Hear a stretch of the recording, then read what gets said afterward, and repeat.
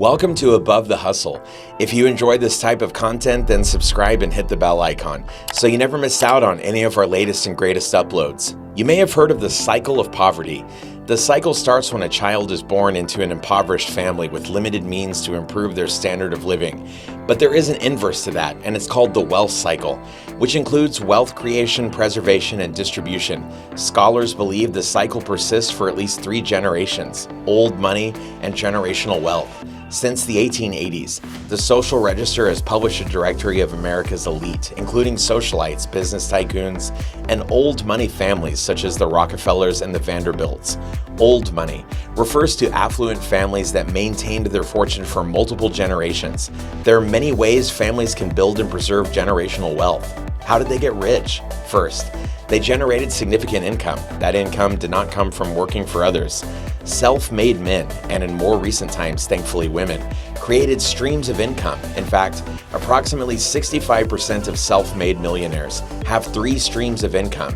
These income streams include earned income, especially early on in wealth creation, and passive income. Think of earned income as income as self-employed, using that term loosely, person, generated as his or her company profits. Passive income is the rich person's money making that rich person more money, often through investments. The 7 and 10% rules. For example, as a person generates earned income in the 7 figures and keeps doing it, they can do a combination of things. Acquire assets. They acquire assets that generate income. Rental real estate, both residential and commercial, is a common example. Acquire businesses. They acquire other businesses, including potential competitors, to create more income and reduce competition. Eliminate debt. They pay down debt, which increases their net disposable income. The most common debt elimination is the mortgage, stocks and bonds. Publicly traded stocks and bonds are wealth creators. Many wealthy families built their wealth in the stock market.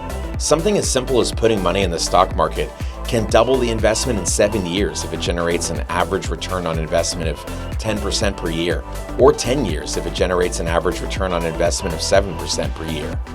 So $5 million becomes $10 million in 10 years, and that then becomes $20 million in 20 years. That's 7% on average per year. That same $5 million becomes much more if the return on investment is higher than 7% per year. Now, keep growing that wealth and taking it across generations, many decades, and eventually centuries. During that process, the wealthy have the passive income we discussed, less debt, and they create estate planning documents like wills, trusts, annuities, and more to ensure that money goes to who they want and when they want and how they want. And let's not forget the business or businesses they own or control continue to grow. This exponential growth builds wealth, keeps wealth, and passes on wealth to children who keep the cycle going. Warren Buffett is a good example of this wealth cycle. Warren Buffett, worth an estimated $96 billion, exemplifies working smarter, not harder.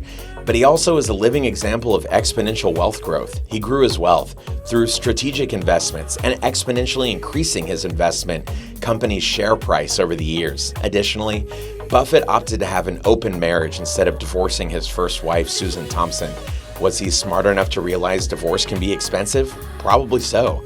He also apparently had an understanding wife and mistress, despite being the 6th richest man globally. Warren pays himself a salary of $100,000 annually for the last 25 years and paid a lower tax rate than his secretary. Why? Because nearly all of Buffett's income comes from his investments, which is taxed at a much lower rate than income from employment. The wealth cycle does not work without inheritance. The descendants of William Cargill and John Macmillan have owned common equity in Cargill Inc. for over 140 years. Today, about 90 family members allegedly own 88% of the company through inheritances, worth an estimated $115 billion. Wealthy families rely on professional advice to mitigate or lower taxes, and given the mammoth tax code, there are plenty of those only the rich can afford. Loopholes are no help to the middle class or upper middle class working family. They cannot afford the expensive CPAs or tax lawyers, nor do they have enough money to make the tax avoidance worth the fees. A word about marriage and divorce in wealth creation and preservation. So, marriage leads to significant wealth creation if a person marries another person of significant wealth.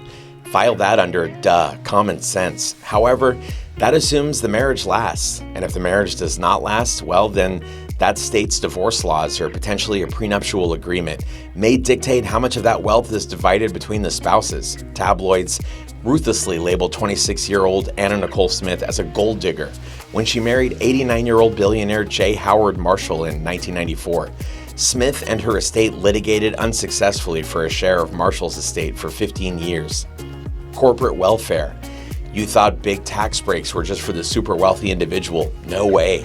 The federal and state government likes to give breaks to the rich of every kind, flesh and blood or creatively formed entities. After all, corporations are people too.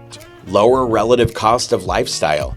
NBA player 𝐦𝐤𝐤 made headlines in 2016 for driving a '97 Chevy Tahoe despite earning $16 million annually. When asked about this, Leonard explained that it runs and it's paid off. Some rich people prefer not to live a life of riches. Other affluent people indulge in luxury, and sometimes free of charge. Many wealthy people leverage their celebrity connections and status to receive perks at no cost to them, including cosmetic surgeries, vacations, designer clothing, cars, consumer electronics, and food. And with that, we've reached the end of this video, all about why the rich get richer. If you enjoyed it and you found it helpful, don't forget to leave a like and subscribe for more content just like this. Thanks for watching, and we'll see you again in the next one.